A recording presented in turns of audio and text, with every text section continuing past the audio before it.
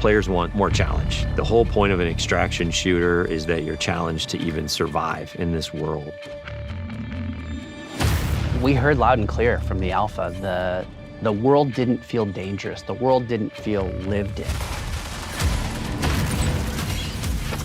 Tau Ceti 4 to us is this place that really doesn't want you there. And that sort of survival narrative really fits really well with the kind of world that we're creating. The world needs to feel like there is something sinister underneath the surface, even when the colors are really bright. You should not be here. We want to marry the classic Bungie game feel, where you are blasting stuff in the face and it feels amazing, with the sort of high tension of the survival genre. If you want good loot, you have to go to places where you're taking risks, either risks from other players or risks from AI.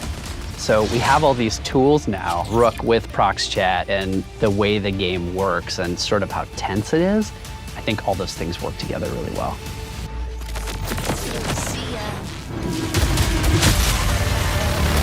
You have another Rook. Come on, stop that. No. Sorry.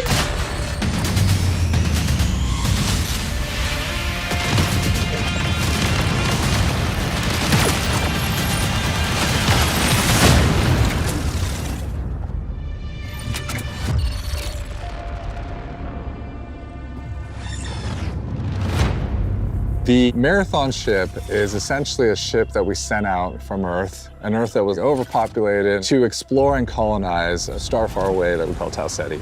In a lot of ways, it's like the tale of humanity trying to go out into the dark void of space, find a place to colonize, and failing terribly at it. Everyone's gone, something catastrophic happened, and it's not just their absence that's important, it's the things that they left behind. The modern race to Tau Ceti all started when a mysterious signal came through the galaxy. The turmoil that sort of ensues gives rise to all these corporations that were invested in this Marathon project, now going, what happened? How do we recoup our investment? And then layered on top of that is the greed and corruption of all of the different factions and corporations and revolutionary groups. In our version of the world, we send people out not just to discover what happened, but also to collect from the things that remain there, and those people are runners. As a runner, you're a biocybernetic mercenary who's traded their human body for a biosynthetic one. You're not an unkillable god slayer. You are a mercenary, a disposable mercenary. You will live, you will die. They are not people. You are the person. You go into that shell and adopt the personality matrix that is specifically designed to help you do the thing that you need to do. And you've been hired by these factions to come to Tau Ceti to scavenge it for anything that might be of value. As a runner, you've left your body behind. You've traveled light years so that you can have access to the ultimate payday. With extraction shooters, it is all about survival. There are other people who want the same things that you want, and it's up to you to best them. But there's quiet periods where you're listening for the anticipation of something. Could there be another crew in the distance? Did I just hear a gunshot? Did I hear AI just alert?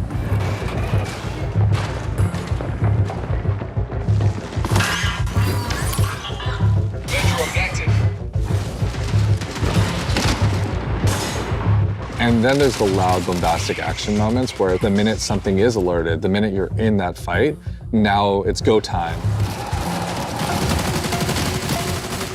Players particularly pose a lot of danger to you. They can make a lot of decisions that you might find illogical and completely trick you into scenarios. Sometimes the best loot box is another player that you see along the run. So there's a few different ways you can play the game. So one of them is you can play in group, both with your friends and also through crew fill, which will just match you with 2 other players. You can play solo, and you'll jump into a game with a bunch of other solo players. In solo, I think the stakes are a bit higher, right? You have only yourself to rely on. You still have prox chat, so you can call out to other solos, but you are playing a tense alliance game where it's really up to them whether or not they decide to honor or respect that alliance you might have created. It's all about figuring out what's your investment, what's your stake, when to get in, when to get out, and when to kill the other guy. Being good at Marathon is like playing poker with guns.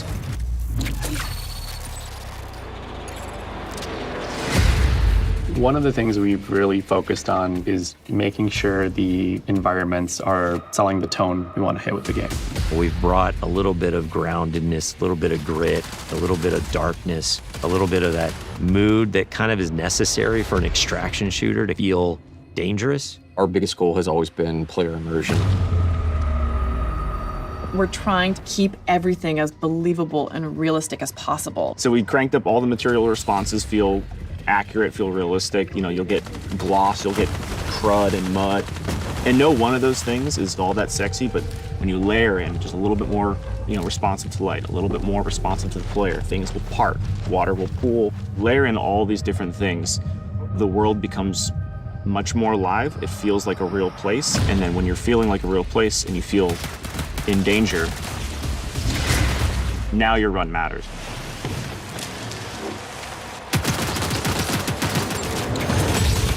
I look back at some of the alpha shots, and it's kind of hard to tell when it's sunny or when it's rainy. Weather feels like weather now. But like when it's sunny, you get this really nice like bleaching effect. It feels bright. It feels like warm when it's sunny now. I feel like we're just celebrating that color so much more. I think it just contributes to the whole effect. So we have dead bodies in the game now. We also have like decay on the runners themselves. Like you'll actually see them fall apart. We're actually dropping the body stays there, and the body slowly decays over time as you loot it. So you come into a room and you see a bunch of carnage, but you see one body is still pristine, you know that their killer is probably close, and you are not safe. If everybody is just a messy goop, you're probably okay. Audio is a huge gameplay component in Marathon. Every sound plays a function.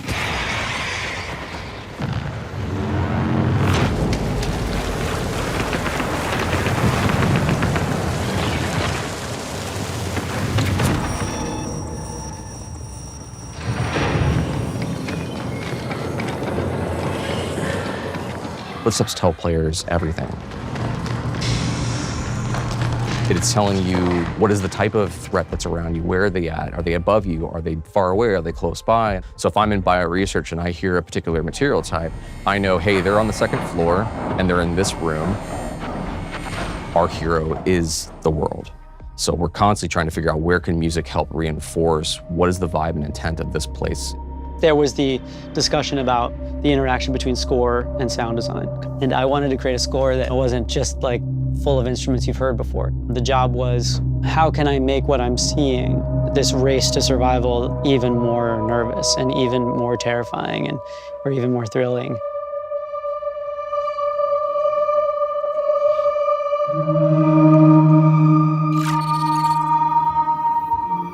We have 4 zones, and each one of those zones has its own sort of approach to kind of level design and what it asks players to kind of think about and do.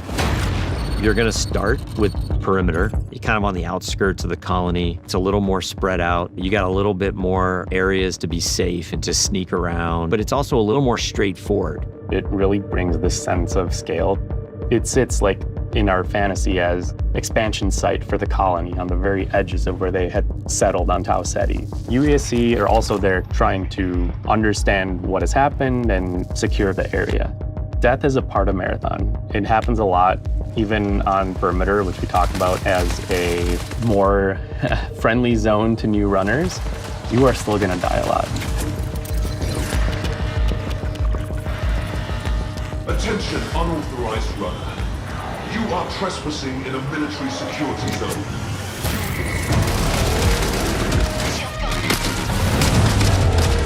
It was really important to us that the UESC were not trivial to fight. When you face them on Tau Ceti as a runner, you are the outlaw. You are trespassing.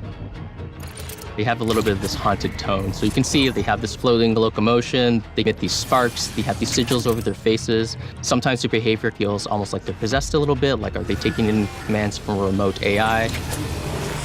The elite tier is sort of like this dark blue. The mini boss tier is more like a lilac. The boss tier is just gonna be dipped in red. They have these tendrils that latch out and leech onto you and start sucking away at your consciousness.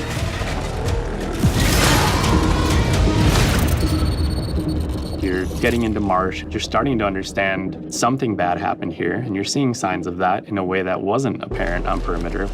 On Dire Marsh, we've got the anomaly, and it's this strange alien entity that has erupted up out of the ground. You're really feeling signs that this is more of an epicenter of where things went wrong on this colony. It's got a different style of gameplay. It's more like a central complex that is rich with overlapping areas and regions that you can find yourself kind of bleeding from one encounter to another. It's a great map to go in when you just want some action, and you're gonna need somewhere to farm. Each map has different weather systems, it has different dynamic events that can happen, and your approach to them is never going to be consistent. One of the needs that the design team thought that we should have is more challenging PvE activities. Each of our zones has these bigger events that don't happen every session, but when they do happen, you'll know they're happening.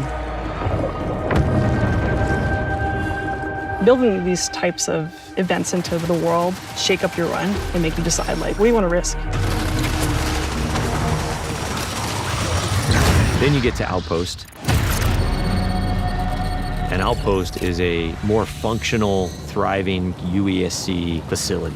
There's scan drones flying overhead, the UESC's everywhere, there's tripwires, there's a weather hazards. It's a lot of stuff you're up against from the get-go. Outpost is a smaller map, but it's also a lot more vertical. It's built around a specific building that we call the pinwheel. This is just this meat grinder of a structure that's like a corkscrewed building that has nooks and crannies and hallways, and it just becomes a real cluster when you're in there fighting.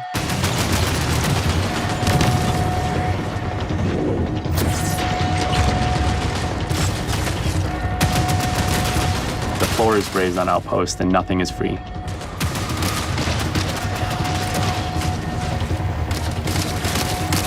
The pinwheel hosts some of the best loot opportunities.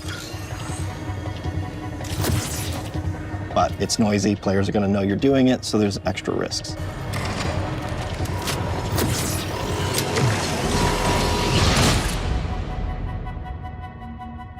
The character you're going to spend the most time with is the zones. Understanding each personality of every zone. That's the storytelling every player gets. Every time you're on the planet, you can look up and see the ship floating and looming in the skybox, reminding you of why this place even exists, but also reminding you that something up happened here, and you got to figure out what it was.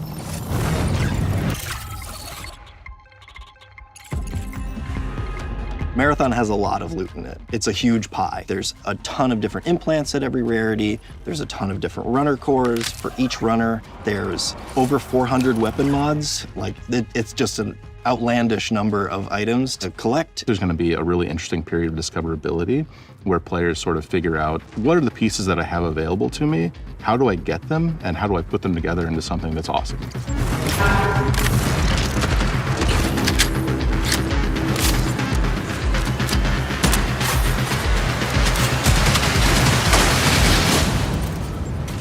You can go through and look at how many iconic weapons have come from Bungie.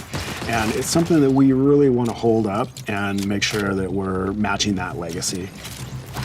Visually, they're all really, really distinct and clearly Marathon. But we wanted animation-wise, a majority of them to feel recognizable. So when you put them in your hands, you knew how to use them. Mods will basically allow you to increase certain stats on the guns, that battery SMG. The gold mod, full-blown, turns it into the needlet.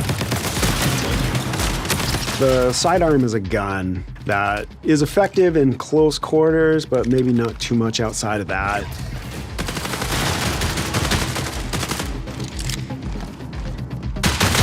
But the gold mod on this gun puts a suppressor on it, and then when I kill something with this gun, I turn invisible. And then that lends it to other build crafting if I want to sort of stack into how invisible can I be.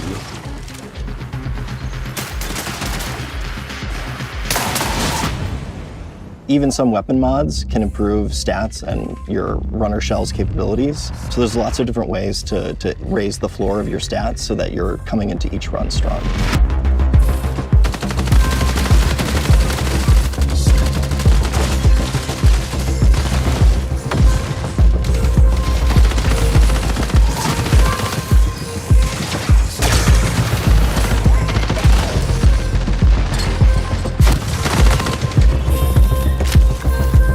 Runner shells are a bioprinted body that you inhabit when you go down to Tau Ceti to scavenge the ruins of the Lost Colony. Each of our launch shells is really an archetype of gameplay. So if you want to play like a frontline tank, if you want to play a rat character that wants to sneak around, if you want to find those rats, we have a shell for you.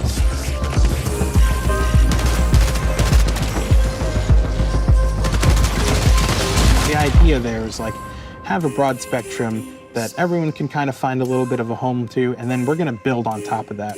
Cores and implants mold the kit into a playstyle that you want. So examples of those are like, on Thief, I get a second grapple. On Destroyer, I pull out my Riot Barricade, and as it takes damage, it's actually converting that damage into shield back to me. And these can be used in combination with each other to shift the gameplay style of your runner kit. At any point you feel like you don't want to risk anything, or maybe you're down on your luck and you want the opportunity to get back, Rook's your guy. Rook is a prototype runner shell. It's a mode where we make it easy for you to just kind of drop into a match that's in progress and run about and try to scavenge as much as possible. You are going in solo to a run that's already in progress. You don't have a team, you have a very limited loadout, but you're not risking anything. This lets you kind of get in, grab a little bit of loot, and then bail. So when you get like a really powerful gun or implant or core, it is unlocking some new space or new challenge that you've never done before, and the loot is helping you reach greater heights.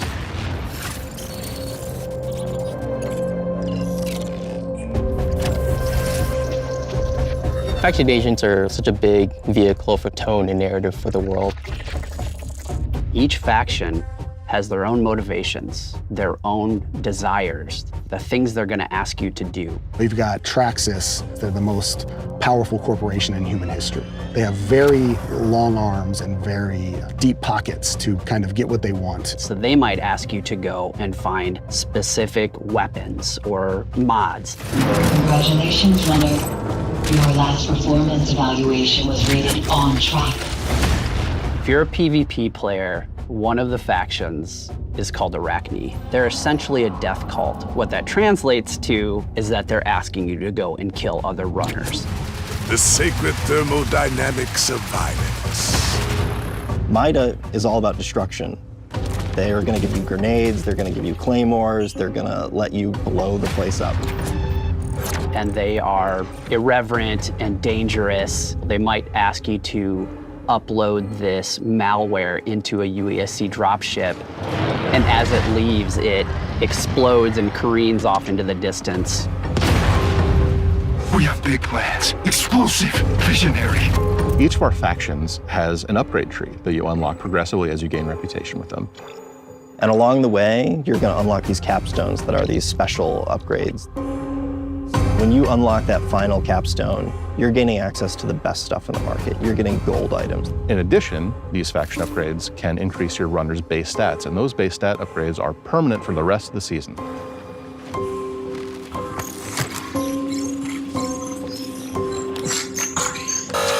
Access denied. Darius, you know me. Did you miss your last round of maintenance? Don't search. Don't tick. Don't question. Darius? Access denied. Hey, Access it's denied. okay. It's just me. You're not alone. The Codex is a suite of achievements, collectibles, audio logs, things that you're finding in Run that we're going to track for you over time.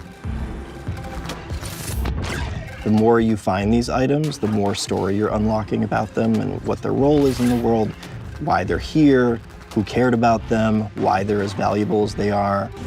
I'm repeating myself with these entries, but any fears inherent in the scope of this endeavor seem unfounded. Within the Codex, there's a whole bunch of stuff that you can unlock.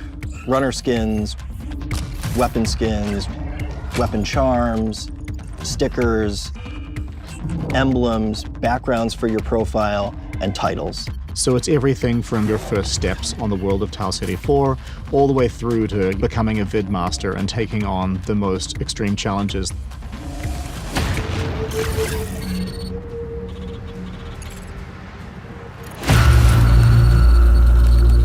The Marathon ship is the hardest place to survive in this game. And if you're not ready to take your best stuff, well, you're not going to survive.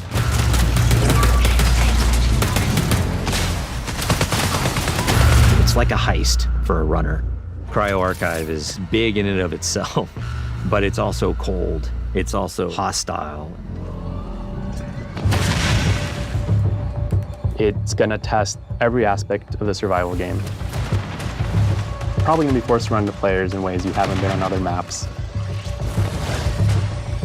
You're gonna run into basically every type of environmental threat you have faced before. You're gonna fight a who's who of the highest tier UESC units, and the UESC are there in this presence you haven't seen before.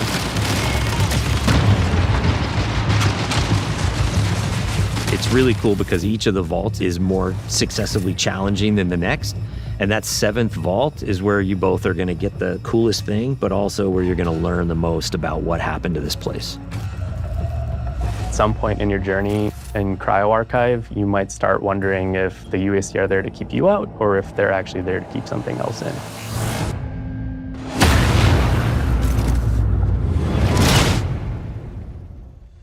Nice.